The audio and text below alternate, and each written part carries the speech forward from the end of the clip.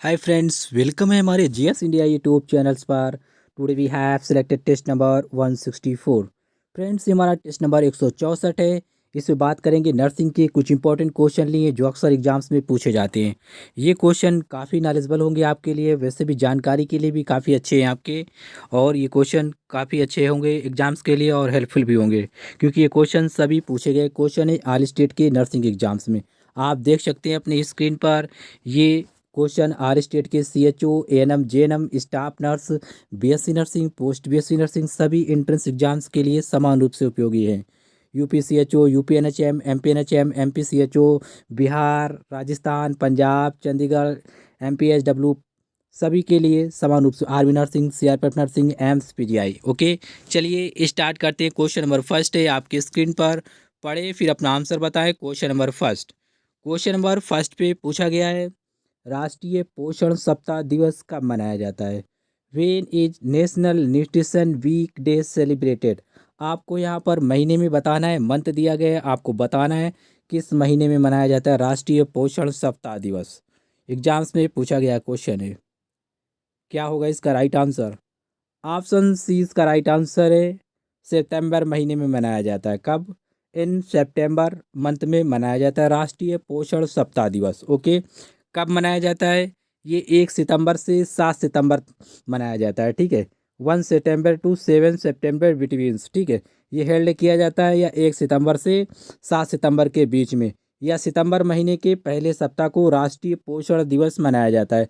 और ये प्रतिवर्ष मनाया जाता है, इसी डेट को मनाया जाता है। ठीक है, आपको महीना ध्यान रखना है सितंबर में, और कौन सी डेट को मनाया जाता है? 1 सितंबर से 7 सितंबर तक मनाया जाता है। ठीक है, ये एग्जाम्स में 2-3 बार क्वेश्चन पूछा जा चुका है, इसलिए क्वेश्चन को इग्नोर ना करना है। आप अच्छे से इसे समझ ले और लिख भी ले। ठीक है, national nutrition week day is celebrated every year from 1 September to 7 September. ठीक है, 1 सितंबर से 7 सितंबर को प्रतिवर्ष मनाया जाता है। तो ये क्वेश्चन काफ़ी इंपॉर्टेंट है, ध्यान रखिए आप। नेक्स्ट है क्वेश्चन नंबर 2 आपकी स्क्रीन पर। पढ़े फिर अपना आंसर बताएं। Question number 2। क्वेश्चन नंबर 2 पे पूछा गया है, निम्न में से एडीएच हार्मोन की कमी से होने वाला रोग कौन सा है? Which of the following is a disease caused by the deficiency of ADH hormones? क्या होगा इसका राइट आंसर? कमेंट करिए अपना आंसर। इसका जो राइट आंसर होगा ऑप्शन सी होगा। क्या? Option C, diabetes insipidus. ठीक है, ये डायबिटीज के टाइप्स में आता है। ऑप्शन सी इसका राइट आंसर होगा। एडीएच, एडीएच हार्मोन्स की जब भी बॉडी में कमी होती है तो उसकी वजह से डायबिटीज का एक टाइप होता है डायबिटीज इंसिपिडस। ठीक है, तो ये बॉडी में अकर्स होता है। ठीक है, तो आपको ध्यान रखना है एडीएच हार्मोन्स की जो कमी से होने वाला डिसीज या रोग है वो कौन सा है? डायबिटीज इंसिपिडस है। ऑप्शन सी इसका राइट आंसर है। क्या? ऑप्शन सी। ओके, अब यहाँ पर देख सकते हैं कुछ एडिशनल जानकारी है आपके लिए, इसे भी आप समझें। Diabetes insipidus is caused by lack of the ADS. ADS का पूरा नाम होता है एंटी डायूरेटिक हार्मोन्स। क्या? एंटी डायूरेटिक हार्मोन्स होता है। और एडीएच को और किस नाम से जाना जाता है? वेसोप्रेसिन के नाम से जाना जाता है। It is also known as the vasopressin. ठीक है, तो आपको ध्यान रखना है कि इसको और किस नाम से भी जाना जाता है। एक क्वेश्चन आपके लिए, आपको बताना होगा एडीएच हार्मोन्स जो होता है कहाँ से स्रावित होता है, कहाँ से निकलता है, कहाँ से इसका सिक्रेशन होता है, वेयर इज सिक्रेटेड फ्रॉम? आपको ये बताना है। या रेगुलेशन कहाँ से होता है, कंट्रोलिंग कहाँ से होता है, आपको बताना है। एडीएस, एडीएस के बारे में जो भी एडिशनल डाटा है वो आपको लिखना है कमेंट बॉक्स में। ओके, उम्मीद करता हूँ आप समझ गए होंगे। और एक क्वेश्चन पूछा जाता है एग्जाम्स में, जो डायबिटीज मेलिटस होता है, ऑप्शन बी में शायद मेंशन है, ये डायबिटीज इंसिपिडस है। ठीक है, ये एडीएच की कमी के कारण होता है। कौन से हार्मोन्स की कमी के कारण होता है? एडीएच, जिसका मतलब होता है एंटी डायूरेटिक हार्मोन्स। जब आपसे पूछा जाए कि डायबिटीज मिलिटस किसकी कमी के कारण होता है, तब आप बताएंगे इंसुलिन की कमी के कारण। किसकी कमी के कारण? इंसुलिन की कमी के कारण। इंसुलिन एक हार्मोन्स होता है जो अग्नाशय से, कहाँ से? अग्नाशय से, लैंगरहैंस की दीपिकाओं से या बीटा सेल से निकलता है। कहाँ से निकलता है? बीटा सेल से निकलता है। अग्नाशय का मतलब होता है पेनक्रियाज। ठीक है, इंग्लिश में से पेनक्रियाज कहा जाता है। ये उसकी बीटा सेल से निकलता है। तो उसकी कमी से कौन सा डिसीज हो जाता है? डायबिटीज मेलिटस हो जाता है। कौन सा हो जाता है? डायबिटीज मेलिटस हो जाता है जब अग्नाशय अच्छे से कार्य नहीं करता है, मतलब इंसुलिन का श्रावण अच्छे से नहीं होता। ठीक है, और जब एडीएच की कमी होती है बॉडी में तो डायबिटीज इंसिपिडस होता है। समझे होंगे, उम्मीद करता हूँ आप।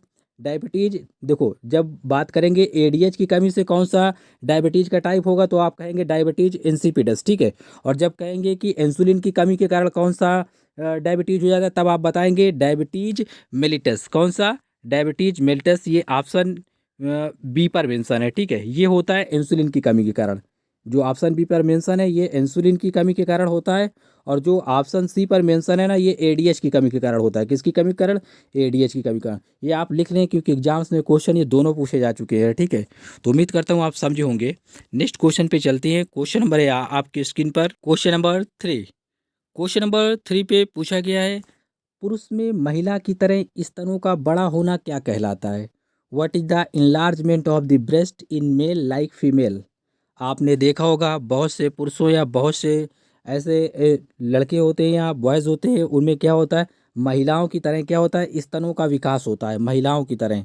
ज़्यादा तो इन्लार्जमेंट नहीं होता, लेकिन लगभग लगभग काफ़ी इक्वली हो जाता है, ठीक है। तो बहुत से आपने पुरुषों या लड़कों को देखा होगा, उनमें होता क्या है कि उनमें ब्रेस्ट डेवलपमेंट या ब्रेस्ट टिश्यू क्या होते हैं, उनके बहुत टेंडर हो जाते हैं, बहुत कोमल हो जाते हैं, और इनमें ओवर प्रोडक्शन स्टार्ट हो जाता है, ठीक है। ये काफ़ी बड़े से हो जाते हैं, जैसे कि एक फीमेल्स में उनके ब्रेस्ट होते हैं सेम टू सेम ऐसे ही लगते हैं, ठीक है। तो आपको बताना है उसे क्या कहा जाता है, जैसा कि ऑप्शन दिया गया है, ठीक है। पुरुषों में महिलाओं की तरह स्तनों का विकास होना क्या कहलाता है? ऑप्शन सी इसका राइट आंसर होगा। क्या? ये लिखा है गाइनकोमेस्टिया कहलाता है। क्या? गाइनकोमेस्टिया कहलाता है। ऑप्शन सी इसका राइट आंसर है। ये एग्जाम्स में क्वेश्चन पूछा जा चुका है, ठीक है। तो ध्यान रखना है आपको, ये नीट एग्जाम्स में भी पूछा जा चुका है, ठीक है। तो ऑप्शन सी इसका राइट आंसर है। पुरुषों में महिलाओं की तरह स्तनों का बड़ा होना क्या कहलाता है? गाइनकोमेस्टिया कहलाता है, ओके। ऑप्शन सी इसका राइट आंसर है। कुछ डिटेल्स मेंशन है, इससे भी आप समझ लें। डिटेल्स पे देख सकते हैं यार। It is often caused by change in the levels of the females hormone estrogen and the male hormone testosterone.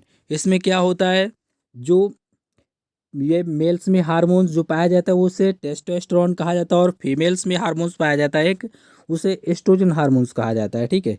ये एस्ट्रोजन हार्मोन्स कहा जाता है। लेकिन होता क्या है, जब ये स्तनों का विकास स्टार्ट होता है, स्तनों का जो मेन या बॉयज़ में जो स्तनों का विकास स्टार्ट होता है, जो टेस्टोस्टेरोन हार्मोन्स होता है वो एस्ट्रोजन में चेंज होने लगता है। किसमें?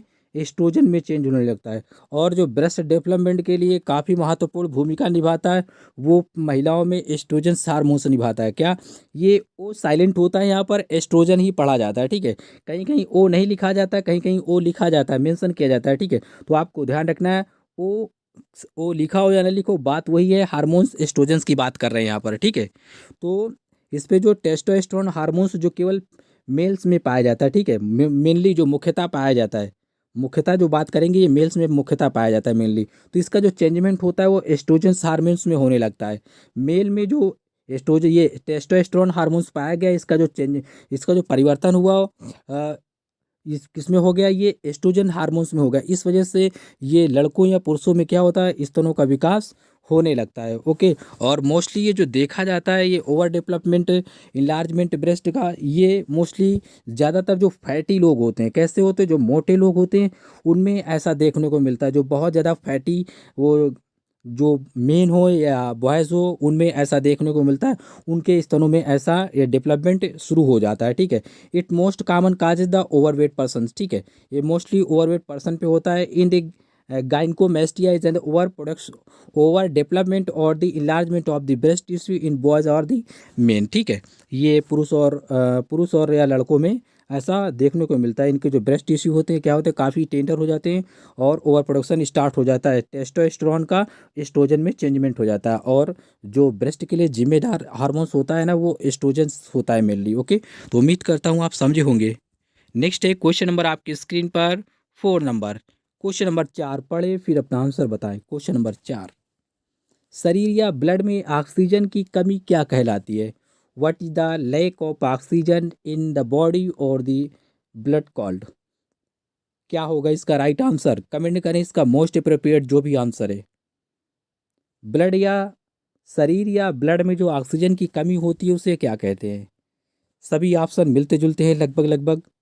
ऑप्शन ए इसका राइट आंसर होगा। क्या? ऑप्शन ए हाइपोक्सीमिया कहते हैं, ठीक है। क्या कहते हैं? हाइपोक्सीमिया कहते हैं। शरीर या ब्लड में जब भी ऑक्सीजन की कमी होती है उसके लिए जो टर्म्स यूज किया जाता है वो हाइपोक्सीमिया होता है। क्या स्पेलिंग पे फोकस करिए, अगर हिंदी पे कंफर्म ना हो रहा हो स्पेलिंग देख ले, HYPOXEMIA, ठीक है। ये एग्जाम्स में क्वेश्चन पूछा गया है, इसके नीचे वाला भी इसी से मैच खाता है क्वेश्चन, वो भी पूछा गया है। आप पहले क्वेश्चन नंबर 5 पढ़े, फिर इसके बाद इसमें बताएंगे आपको डिटेल्स थोड़ा। यहाँ पर आप देख सकते हैं क्वेश्चन नंबर 5।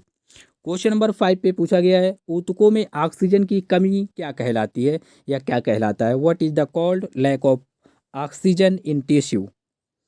क्या होगा इसका मोस्ट अप्रोप्रिएट आंसर आपको बताना है, जो काफ़ी ज़्यादा सूटेबल आंसर है।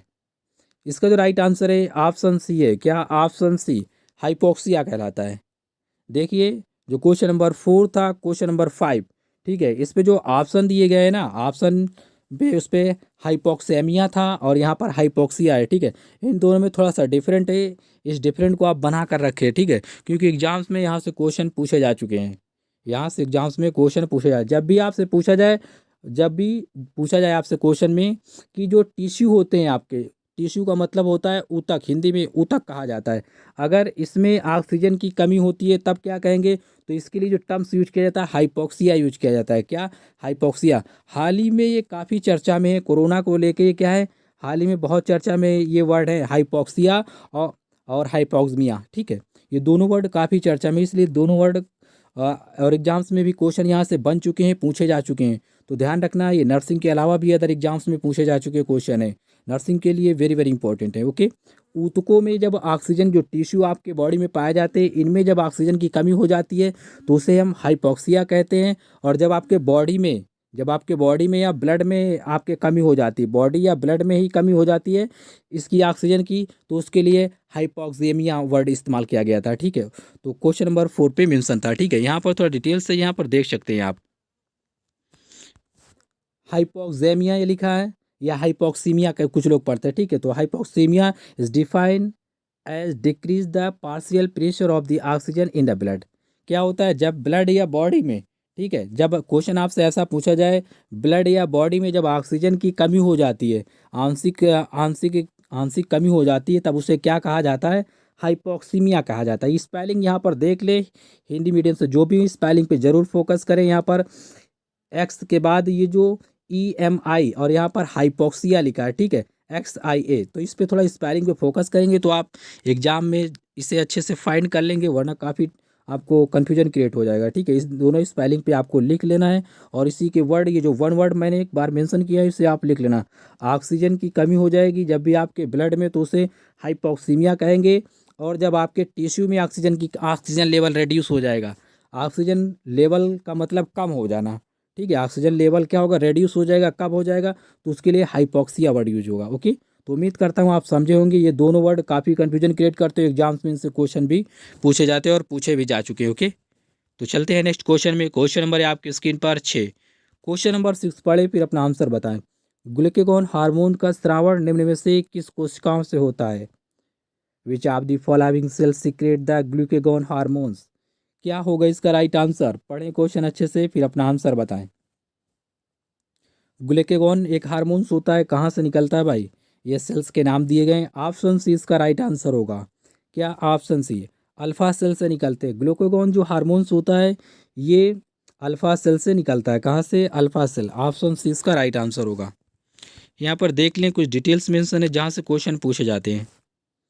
जब भी आपसे पूछा जाए कि बीटा सेल से कौन सा हार्मोन से निकलता है, तब आप बताएंगे इंसुलिन हार्मोन्स। कौन सा hormone, insulin hormones beta cell से निकलता है। ये हिंदी में लिखना चाहें तो आप लिख सकते हैं, इंसुलिन हार्मोन बीटा सेल से निकलता है। और डेल्टा सेल से कौन सा निकलता है, ये पूछे गए क्वेश्चन है, वन लाइनर में सिलेक्ट किया है मैंने, ठीक है। ये लिखा है सोमेटोस्टैटिन हार्मोन्स, ये डेल्टा सेल से निकलता है। डेल्टा सेल से या डेल्टा कोशिकाओं से निकलने वाला हार्मोन्स ये है, ठीक है। ये लिखा है ये लिखा है सोमेटोस्टैटिन, ठीक है। और बीटा सेल से कौन सा निकलता है, इंसुलिन हार्मोन से निकलता है। अल्फा सेल से कौन सा निकलता है, ग्लूकेगॉन हार्मोन से निकलता है। यहाँ से ये तीनों क्वेश्चन काफ़ी इंपॉर्टेंट है, एग्जाम में पूछे जा चुके हैं ये दोनों तीनों क्वेश्चन, ठीक है। तो उम्मीद करता हूँ आप समझे होंगे इन्हें, आप लिख लेना तो ज़्यादा अच्छा होगा, वरना आप प्रैक्टिस कर रहे हैं, डेली कर रहे हैं तो कोई बात नहीं, आप डेली प्रैक्टिस करते रहेंगे तो आपको ये याद हो जाएंगे धीरे धीरे। ओके, नेक्स्ट है क्वेश्चन आपके स्क्रीन पर, क्वेश्चन नंबर 7। मोस्टली ज़्यादातर क्वेश्चनों का हम रिविजन्स भी करते हैं ताकि आप भूले ना पिछला कोर्स कोई भी, ठीक है, आपको ज़्यादा से ज़्यादा रिविजन्स में आपके बने रहें। क्वेश्चन नंबर 7, जन्म के तुरंत बाद बच्चा और माँ को एक साथ रखने की क्रिया को क्या कहते हैं? What is the process of putting baby and mother together immediately after birth? क्या होगा इसका राइट आंसर? ये क्वेश्चन हाल ही के एग्जाम्स में पूछा जा चुका है एनएचएम में, और इसके पहले भी क्वेश्चन पूछा जा चुका है। ये ऑप्शन भी इसका राइट आंसर होगा। क्या? रूमिंग इन कहते हैं। क्या? Rooming in. स्पेलिंग यहाँ पर देख लें आप। जन्म के तुरंत बाद जैसे ही बेबी क्या होता है, जन्म लेता है या पैदा होता है, तो उसे क्या होता है, माँ के साथ उसे रख दिया जाता है या माँ के साथ उसे लिपेट दिया जाए, या माँ मान लो कि यहाँ पर बैठी होती है, सॉरी लेटी होती है, तो माँ के ऊपर ही उसे दे दिया जाता है, माँ के उसे चिपका दिया जाता है। ठीक है, बेबी को क्या किया जाता है, उसको चिपका दिया जाता है, तो इसे रूमिंग इन कहा जाता है। क्या? रूमिंग इन कहा जाता है। जन्म के तुरंत बाद बच्चे को माँ के साथ रखने को जो प्रोसेस होता है या क्रिया होती है उसे रूमिंग इन कहा जाता है। ऑप्शन भी इसका राइट आंसर है। ओके, और इस पे जो भी वर्ड मेंशन है इनका भी हम डिटेलिंग थोड़ा बता दें आपको। क्वेकनिंग क्या होता है, जब माँ क्या करती है, जब बेबी को क्या करती है, जब प्रथम हलचल की महसूस करती है, ठीक है, उस पर क्या होता है, पल्पेशन करती है या उसकी फीलिंग को महसूस करती है अपने गर्भ में, तो उसे क्वेकनिंग कहा जाता है। वीनिंग का मतलब होता है जब क्या होता है, दूध छुड़ाया जाता है। वीनिंग का मतलब होता है दूध छुड़ाना। जब कोई बेबी मान लो दूध पी रहा होता है तो उसे क्या होता है, दूध छुड़ाने की क्रिया को वीनिंग कहा जाता है। ये स्पेलिंग मेंशन है, आपको स्पेलिंग पे फोकस करना चाहिए, हिंदी में ये मेंशन है। ठीक है, वीनिंग कहा जाता है, हिंदी में अनुप्रशासन कहा जाता है।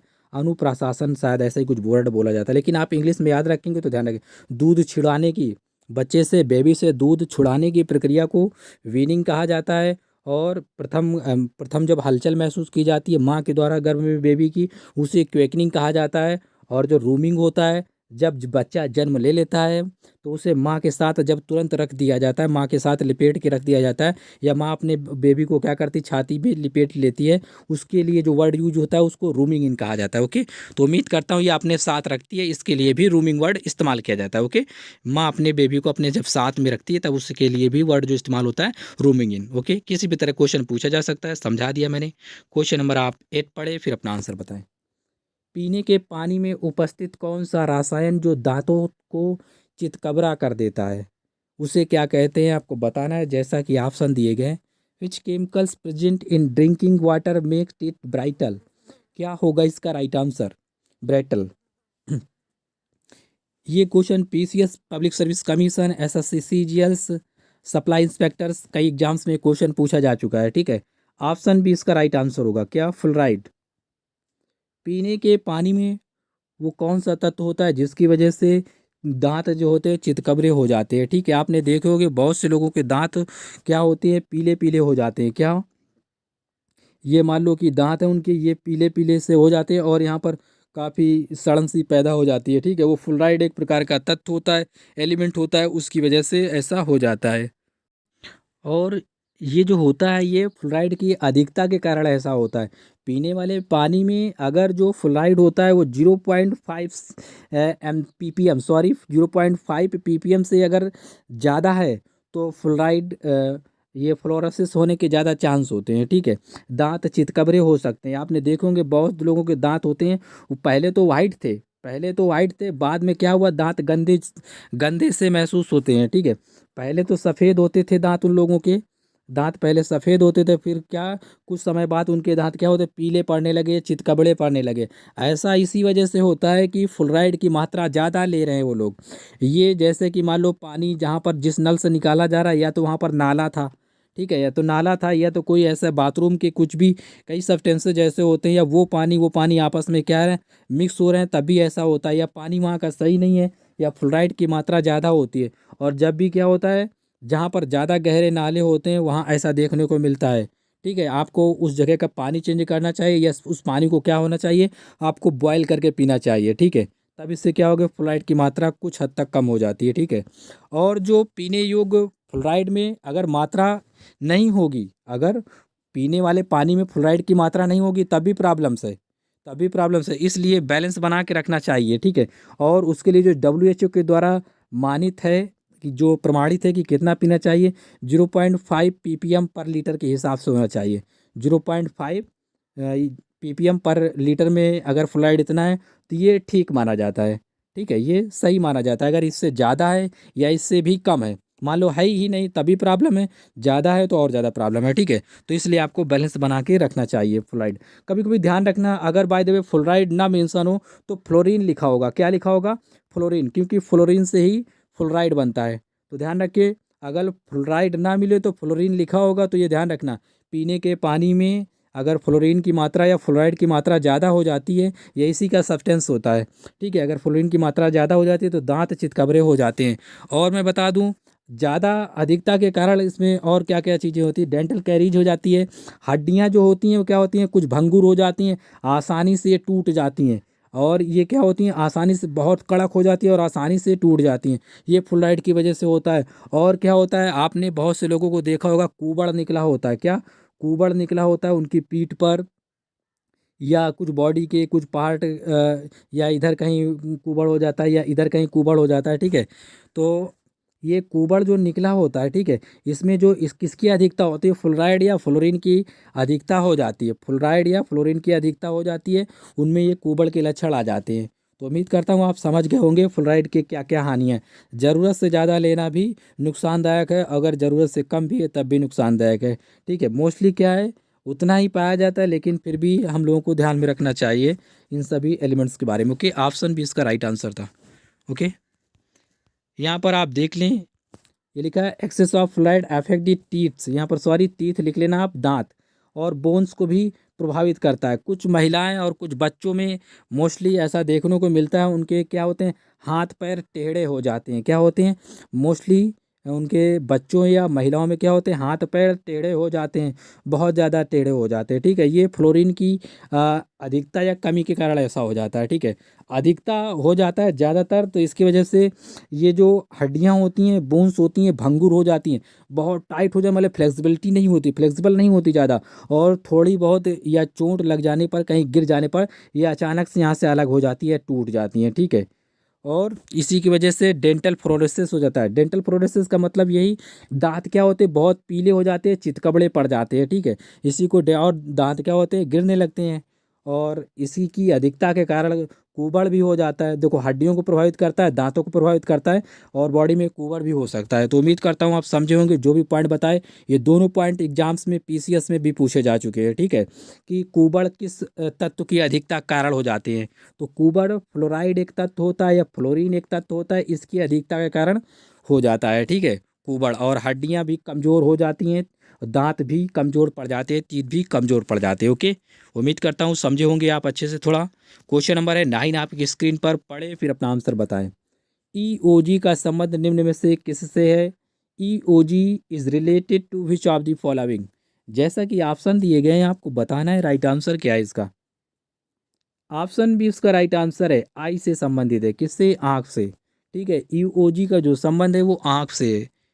अब इसका अगर आपको फुल फॉर्म आता होगा तो आप आसानी से इसे कर लेंगे, क्योंकि ये 2-3 बार एग्जाम्स में आ चुका है मैचिंग के लिए, ठीक है। ये पब्लिक सर्विस कमीशन में EOG, EMG, ECG, ठीक है, ये मैंने कई बार बताए भी हैं। टेस्ट नंबर 25 आप देख लेना जाके, वहाँ पर मैंने 25 के आसपास ही कोई टेस्ट है जहाँ पर मैंने इनको अच्छे से कवर किया था, ठीक है। और वैसे हर उसमें मैं कवर करता रहता हूँ। तो आपको ध्यान रखना है, EOG आँख से संबंधित है, ठीक है। EMG मांसपेशी से संबंधित है, ECG मस्तिष्क से संबंधित है, ब्रेन से संबंधित है। ओके, तो ये पॉइंट ध्यान रखिए आप। इसका पूरा नाम क्या होता है, यहाँ पर देख ले, मेंशन है, इलेक्ट्रो ऑक्लियोग्राफी, ठीक है, ये इसका पूरा नाम होता है EOG, इलेक्ट्रो ऑक्लियोग्राफी या इलेक्ट्रो ऑक्लोग्राम। यहाँ पर कभी कभी इलेक्ट्रो अलग लिख दिया जाता है, ऑक्लोग्राम अलग लिखा जाता है। तो ध्यान रखना है आपको, ऑक्लो मतलब होता है आँख, ठीक है, ऑक्लो मतलब आँख से रिलेटेड होता है। तो आपको ध्यान रखना है, इलेक्ट्रो ऑक्लोग्राफी या इलेक्ट्रो ऑक्लोग्राम। इसमें होता क्या है, एक प्रकार का डिवाइस होता है, यंत्र होता है, इसमें आँखों का मूवमेंट चेक किया जाता है। क्या? आँखों का मूवमेंट चेक किया जाता है इसके माध्यम से, EOG के माध्यम से आंखों का मूवमेंट। इस पे इलेक्ट्रोड लगाए जाते हैं, जो इलेक्ट्रोवर्ड मेंशन है यहाँ पर। ये मान लो कि आपका चेहरा है, ज़्यादा बड़ा बन गया चेहरा ना,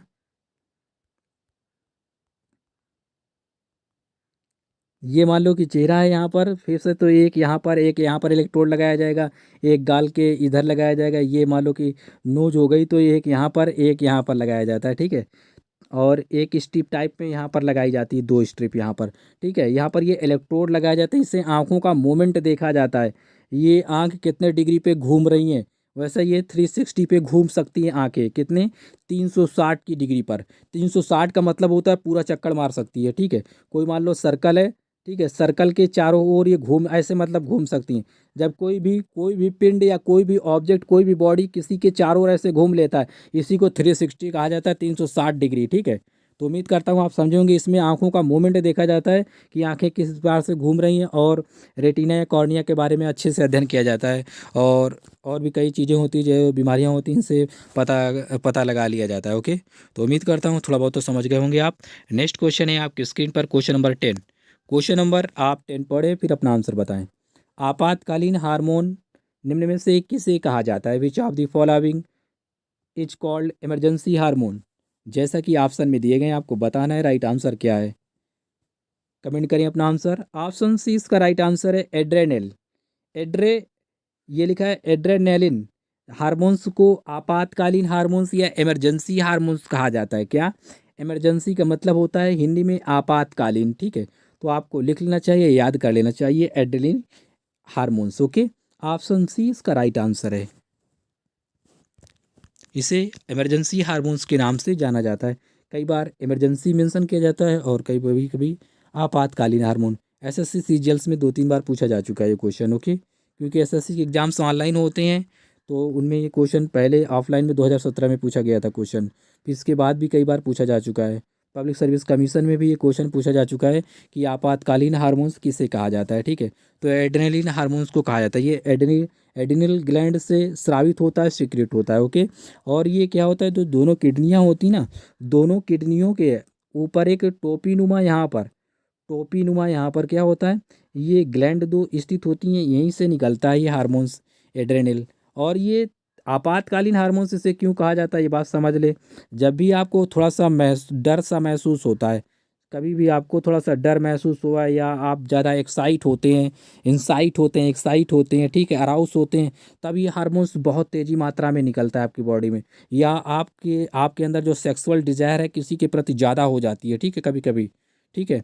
कभी कभी क्या होती है, सेक्सुअल डिजायर, सेक्स करने की इच्छा आपकी ज़्यादा हो रही है, महसूस हो रही है, ठीक है, तब ये हार्मोन्स क्या होता है, बहुत ज़्यादा सीक्रेट होता है। कौन सा हार्मोन्स? ये वाला हार्मोन्स, ये, ठीक है, एड्रेनलिन हार्मोन्स। ओके, ये निकलता कहाँ से? किडनी के ऊपर 2 टोपे दिख रहे हैं, इन्हीं टोपों से क्या होता है, ये हार्मोन्स निकलता है। ओके, जब भी आप ज़्यादा एक्साइट होते हैं, उत्तेजित होते हैं, या भय लगता है, डर लगता है आपको, या आप ज़्यादा गुस्से में होते हैं, तो ये हार्मोन्स आपकी बॉडी से निकलता है, ठीक है। ज़्यादा सेक्स करने की इच्छा होती है किसी को देख के, या एक्साइट हो जाना, या अंदर से ज़्यादा मतलब ऐसी फीलिंग होना, तब ये हार्मोन्स क्या होता है, बहुत ज़्यादा मात्रा में निकलता है। और इसी हार्मोन्स को इसीलिए क्या कहा जाता है, लड़ो या उड़ो हार्मोन, फाइट और फ्लाइट हार्मोन्स कहा जाता है। ओके, तो उम्मीद करता हूँ आप समझे होंगे ये सभी पॉइंट जो मैंने बताए आपको। क्वेश्चन नंबर आप 11 पढ़े, फिर अपना आंसर बताएं।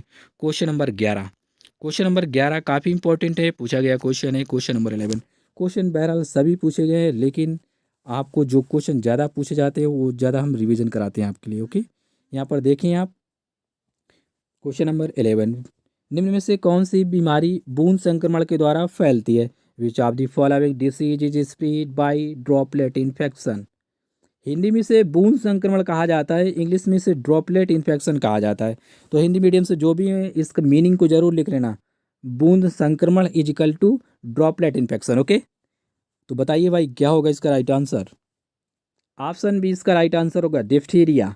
क्या डिफ्थीरिया क्या है? ड्रॉपलेट इन्फेक्शन के माध्यम से फैलने वाली बीमारी है, या बूंद संक्रमण के माध्यम से फैलने वाली बीमारी है। तो ध्यान रखना, ऑप्शन बी इसका राइट आंसर है, डिफ्थीरिया। आपको बताना है डिप्थीरिया से बॉडी का कौन सा पार्ट प्रभावित होता है। कई बार मैंने इसे बताया भी, लेकिन अब आपको बता रहे हैं। ओके, और देख लीजिए, जो बूंद संक्रमण के माध्यम से या ड्रॉपलेट इन्फेक्शन के माध्यम से फैलते हैं, वूपिंग कफ, इन्फ्लुएंजा, ठीक है। खांसने या छींकने के माध्यम से जो ड्रॉप बनते हैं, खांसने या छींकने में जो ड्रॉप्स होते हैं, ड्रॉप्स का मतलब होता है छोटे छोटे बूंद नुमा क्या होते हैं, जब भी आप खांसते हैं या छींकते हैं, तो इनके जो ड्रॉप्स होते हैं, पानी जैसे बूंद होते हैं, ये एक पर्सन से दूसरे पर्सन में पहुंच जाते हैं। या मान लो आप किसी से बात कर रहे हैं, आपको छींक आ गई या आपको खांसी आ गई, तो इससे क्या होता है, ये ड्रॉपलेट, ये ड्रॉप के रूप, ड्रॉपलेट का मतलब होता है बूंद के रूप में पानी वाली, ठीक है, पानी के जैसे बूंद के रूप में ये एक पर्सन से दूसरे पर्सन में पहुंचते हैं। और ये बैक्टीरिया वायरस कुछ भी हो सकते हैं जिस माध्यम से ये फैलता है, जैसे कि इन्फ्लुएंजा होता है। इन्फ्लुएंजा क्या होता है, एक आरएनए वायरस होता है, ठीक है। तो ये क्या होता है, आरएनए वायरस ड्रॉपलेट के माध्यम से फैल जाते हैं, तो इसलिए कहेंगे ड्रॉपलेट इन्फेक्शन है, मतलब बूंद संक्रमण है। हिंदी इंग्लिश दोनों में लिख लेना, याद रखना आप। ओके, नेक्स्ट है क्वेश्चन नंबर आपकी स्क्रीन पर 12 नंबर। ये पिछले लेक्चर्स वीडियो का क्वेश्चन है, मोस्टली सभी लोगों ने इसका आंसर सही दिया था। जिनका गलत है वो देखें। यहाँ पर पूछा गया था क्वेश्चन पे, ब्लैक डेथ या काली माता, सॉरी काली मौत निम्न में से किसे कहा जाता है। Black death is called which of the following. जैसा कि ऑप्शन दिए गए हैं, क्या है इसका राइट आंसर। सभी लोगों का आंसर सही था, ऑप्शन डी इसका राइट आंसर है। क्या, प्लेग को कहा जाता है। काली मौत या ब्लैक डेथ के नाम से प्लेग को जाना जाता है। ऑप्शन डी इसका राइट आंसर है। यहाँ पर देख लें आप, इसमें जो भी क्वेश्चन बनते हैं, एक क्वेश्चन पूछा जाता है इसको बैक्टीरिया को लेके, ठीक है, ये किसके माध्यम से होने वाली बीमारी है, तो आप बताएंगे यर्सेनिया पेस्टिस। ये एक प्रकार का bacteria, it is the type of the bacteria Yersinia pestis. ये कई बार पूछा जा चुका है एग्जाम्स में, तो इस बात को ध्यान रखें। CHO एग्जाम्स में पूछा जा चुका है, ये 2-3 बार क्वेश्चन उठाया जा चुका है, इसके अलावा भी अदर एग्जाम्स में। कि जो प्लेग होता है, ये इसे बिबोनिक प्लेग के नाम से भी जाना जाता है। किसके नाम से, बिबोनिक प्लेग के नाम से जाना जाता है। और ये फैलता किसके माध्यम से, रेड फ्ली के माध्यम से फैलता है। किसके माध्यम से, रेड फ्ली के माध्यम से। रेड फ्ली का मतलब क्या होता है, ये बात समझ ले। जैसे कि अगर चूहा लिखा हो डायरेक्टली एग्जाम्स में रेड, तो आपका आंसर ठीक होगा, ठीक है। अगर रेड फ्ली लिखा है तो ये आंसर 100% सही होगा, ठीक है। मतलब क्या होता है, दोनों का मतलब समझ ले क्या होता है। देखिए, जो चूहे होते हैं, चूहे ये क्या होते हैं, ज़मीन के अंदर बिल बना के रहते हैं, या कहीं पर ऐसी गंदगी वाली या सड़ी गली जगहों में ये रह लेते हैं, ठीक है, चूहे। तो इनमें होता क्या है, ये चूहे, चूहा हमारा सही से बन नहीं पा रहा ये जो, अब मैं चूहे बनाने की प्रैक्टिस कर लूँगा एक बार, ठीक है। ये जो मान लो चूहे होते हैं ना, तो ये क्या होते हैं, और भी अदर्स एनिमल्स होते हैं, उनके साथ भी रह सकते हैं। तो इनमें क्या होते हैं, एक पैरासाइट आ जाते हैं। जैसे कि हम बताना चाहेंगे आपको कि कुछ गुर्दे टाइप के होते हैं। आपने डॉग को देखा होगा, कुत्तों को देखा होगा, वो क्या होते हैं, कुत्तों में पहुंच जाते हैं, ये चूहों में पहुंच जाते हैं, बिल्ली में हो जाते हैं, और भी अदर जानवर में हो जाते हैं, देखा होगा। छोटे छोटे क्या होते हैं, खून चूसा करते हैं, या कीड़े मकोड़े नहीं के पैरासाइट होते हैं ये, ठीक है, परजीवी हिंदी में कहा जाता है इन्हें। तो ये क्या होते हैं, कुत्तों में, कुत्तों के खाल के नीचे, बालों में उनके हो जाते हैं, ठीक है। जो कुत्ते ज़्यादा सफाई से नहीं रहते, ये इनका ब्लड चूसते रहते हैं, और चूहों में भी बहुत ज़्यादा मात्रा में ये होते हैं, ठीक है। ये ब्लड चूसते रहते हैं। मान लो कोई लोग मंदिर गए, कहाँ गए, मंदिर गए, या मान लो कहीं ऐसी जगह गए जहाँ पर चूहे ज़्यादा मात्रा में, तो कुछ लोग तो समझेंगे कि ये भगवान के अवतार हैं। लेकिन ये भगवान के अवतार, चलो एक बात तो ठीक है, अंधविश्वास अपनी जगह है, अब आस्था अपनी जगह है, लेकिन बीमारी की बात अपनी जगह है, ठीक है।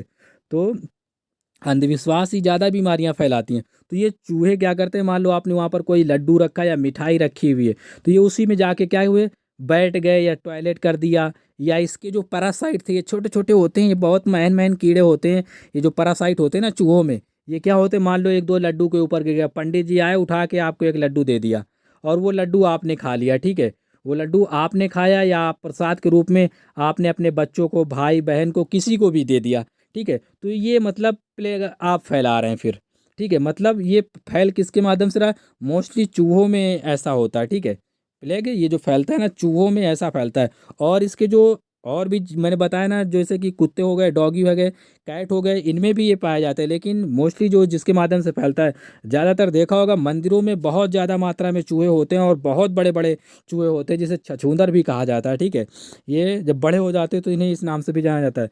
तो इनमें इनके जो फ्ली होंगे, रेट मतलब होता है चूहा, और फिली मतलब होता है इनमें जो उड़ उड़ के एक दूसरे के साथ ये फैलते हैं। इसमें जैसे मिठाई में पहुंच गए, या इधर उधर फैल गए, और भी कई चीज़ें रखी होती हैं, फल रखे होते हैं, वो पंडित जी प्रसाद दूसरों को देते हैं, या किसी को बेच देते हैं, या मार्केट में चला जाता है, ठीक है। कहीं भी जाएगा कोई तो इसे यूज ही करेगा, ठीक है। तो ये एक से दूसरे में फैल जाते हैं इस प्रकार से, इसी को रैट फ्ली कहा जाता है। उम्मीद करता हूँ आप समझे होंगे, यही प्लेग का कारण बनता है। ओके। और जब जिनको भी होता है तो उनके कांख जो ये बगलें होती हैं और जॉइंट में बहुत ज़्यादा प्रॉब्लम्स होती है, और भी कई अदर्स प्रॉब्लम्स आ जाती हैं। बहुत भयानक बीमारी है, अपने में एक महामारी भी रह चुकी है ये। ठीक है, तो उम्मीद करता हूँ आप समझे होंगे। जब भी आपको किसी प्रकार का मंदिर या मस्जिद या कहीं से या गुरुद्वारा गिरजाघर से किसी प्रकार की कोई ऐसी मिठाई दी जाए, या आपको लगे कि वहाँ पर चूहों की मात्रा ज़्यादा है या ऐसे है, तो आप अंधविश्वास में ना पड़े। ठीक है, अंधविश्वास ही जानलेवा हो सकता है आपके लिए। ठीक है, आप पढ़े लिखे हैं इसलिए आप इन सभी बातों को समझे। ठीक है, भगवान की आस्था अपनी जगह है। ठीक है, भगवान कभी किसी को बीमारियां नहीं फैलाते, लेकिन ये बीमारियों का जो कारण बनता है ये आप ही लोग इसे ऐसा प्रमोशन देते हैं। ओके। तो उम्मीद करता हूँ आप समझे होंगे। आप उसे भगवान का अवतार ना देके आप उसे चूहा ही समझे तो ज़्यादा अच्छा होगा। आप अपनी अच्छे से देख रेख कर सकते हो, अपने परिवार को भी बचा सकते हैं आप। ओके। तो उम्मीद करता हूँ समझे होंगे। नेक्स्ट है क्वेश्चन नंबर आपकी स्क्रीन पर 13। यहाँ पर देखिए क्वेश्चन नंबर 13 है, ये आपके लिए क्वेश्चन है, ये आपको बताना है। क्वेश्चन नंबर 13, क्वेश्चन नंबर 13 पे पूछा गया राष्ट्रीय कुष्ठ रोग निवारण दिवस कब मनाया जाता है। When is national leprosy prevention day celebrated.